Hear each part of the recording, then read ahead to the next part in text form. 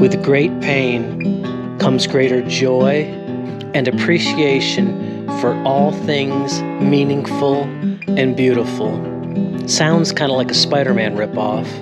Sort of. But it's also my mantra. Because since losing my son Sammy suddenly and unexpectedly, I feel like a superhero at times. Minus his super strength, our ability to web swing through a neighborhood. Heck, I sometimes can't even walk a nature trail safely. I also feel hopeless at times and can't fathom a more agonizing journey, putting one foot in front of the other, heading into the light and learning to create a life without my child, create a life around grief. But I already covered 5 dark ways grief has changed me. And while yes, it's a grueling journey, this is about 5 healthy changes and how so much I'm stronger, more beautiful, more resilient than ever.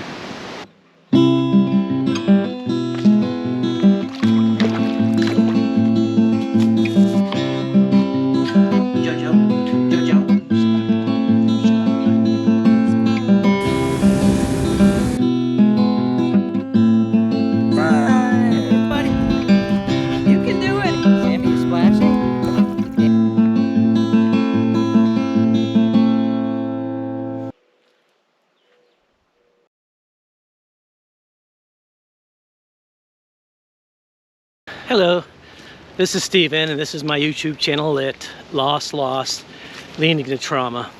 I started this channel in the wake of the loss of my son, Sammy. He died a month before he turned 13, quite unexpectedly, suddenly, and it was pretty brutal too, what he went through. It was a mistake that was made. Nobody was malicious. He had a bad heart, but he didn't look it because he thrived so well, and because of that, he was given too many fluids, his body couldn't handle it. They brought him back twice when his heart stopped in the emergency room where I worked. And then he was transferred to an ICU in New York City. Suffered pretty bad, often on a ventilator. Fentanyl for the pain, dealing with withdrawals, addiction that's created there. And he died 19 days later. So obviously that's, that's gonna change you. I veer off course a lot. Shift, change my mind, alter my direction. I allow myself that. And while it doesn't always work out the way I'd hoped, it's purposeful, and it's all about boundaries. I've embraced selfishness since my son, Sammy, died. It's a vital tool in my belt. I haven't turned my back on people, society. I don't live in a vacuum. It's not all about me, but it also is. I recognize my new reality and face this grief I'll always carry.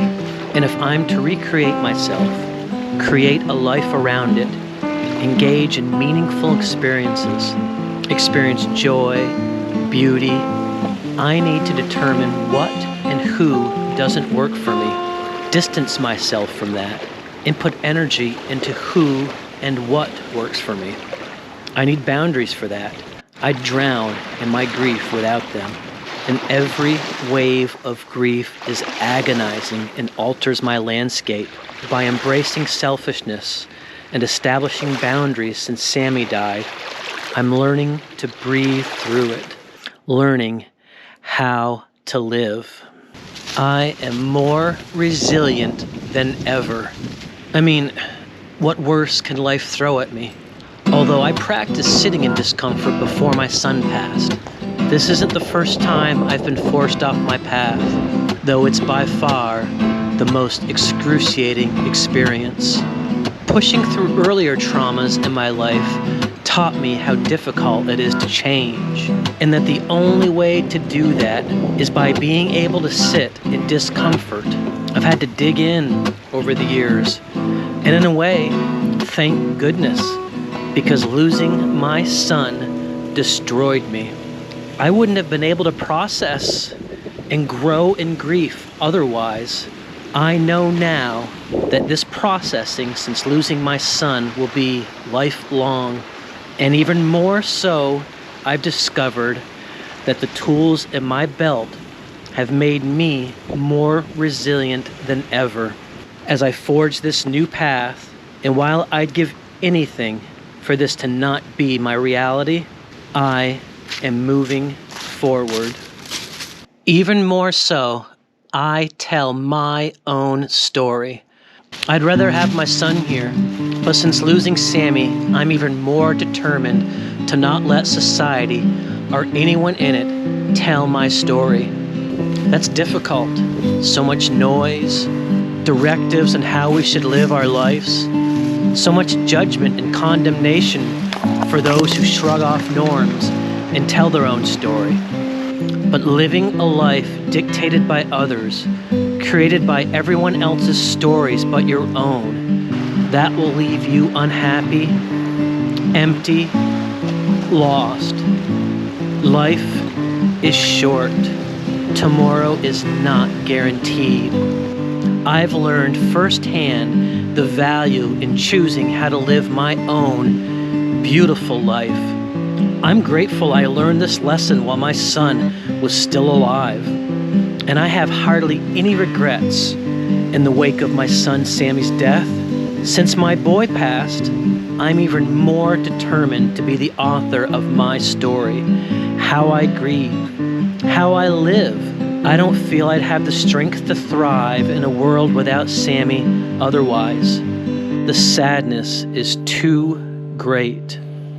My heart is bigger than ever, partly from telling my own story, partly the beautiful life I've enjoyed with my children, partly because of the way I chose to cope with grief. It's not easy, and it takes effort. It's an ongoing process. And while I feel my heart opening more than ever as I push forward, without boundaries, choosing to tell my own story, facing and processing the loss of my son in my way, there's a constant threat of my heart closing. Losing my son destroyed me. It closed me off. I felt dark and hopeless in my despair. I hid. I was afraid. I sensed it could get even worse, that I might become something permanently twisted, unhealthy for myself and others. I longed for my child and faced a constant barrage of the images of Sammy and how he struggled after his heart stopped twice, those 19 days in the ICU that preceded his death. I shrugged off all the ways in which others were trying to force me to grieve, largely to make themselves more comfortable. I sunk into myself, listened, felt, processed, began writing my own story, what worked for me. Grief is an individual journey, and I ignored the judgment, distanced myself from what was unhealthy, embraced support that was healthy, and opened a heart that has been blossoming more beautiful than ever, able to endure more than ever. It's a forever journey. I have setbacks, but each time I push forward, I have greater capacity for love, joy, empathy, and understanding than ever before. Greater ability to carry the agonizing grief of losing a child. As a result of this increased capacity for love, empathy, and understanding since my son Sammy passed, I'm an even bigger fan of people and all their imperfections and capacity for overcoming, connecting, loving. I don't expect perfection. I've worked hard to mostly avoid judging while embracing boundaries and distancing myself from people whose behavior harms me, while also continuing to love, empathize, and understand, though the latter isn't a requirement I place on myself. We're imperfect people doing the best we can with the tools we have. I felt this way before my son passed, and I feel even stronger now about this. Some people have said to me, that's easy to say when you haven't been hurt or aren't being hurt. Actually, as a child, I was forcibly hurt in some disgusting ways, and as an adult was physically abused in a relationship. I processed and pushed through trauma, worked to understand, forgive, even provide empathy, while also setting up boundaries if need be. How I chose to move forward is neither right nor wrong. It simply worked for me in helping me become the person I wanted to be moving forward, no better nor worse than anyone else. A mistake made while my son was in the hospital claimed my boy's life. I'm angry and sad he's gone. It's agonizing. I honor all those feelings, but I also hold even firmer that people do the best they can with the tools they have. I've forgiven, and I also have empathy and love for anyone struggling with what happened. Life is hard enough without adding to the weight people are struggling to get out from under by judging, condemning, punishing. I wouldn't be able to live with losing my son, nor be the person I choose to be if I hadn't made the choices I've made. Some changes since losing my son are ugly, messy, and I make mistakes that sometimes hurt others. But I also consistently grow and am proud of the beautifully imperfect person I am. I feel I'm honoring Sammy. I feel I'm honoring myself.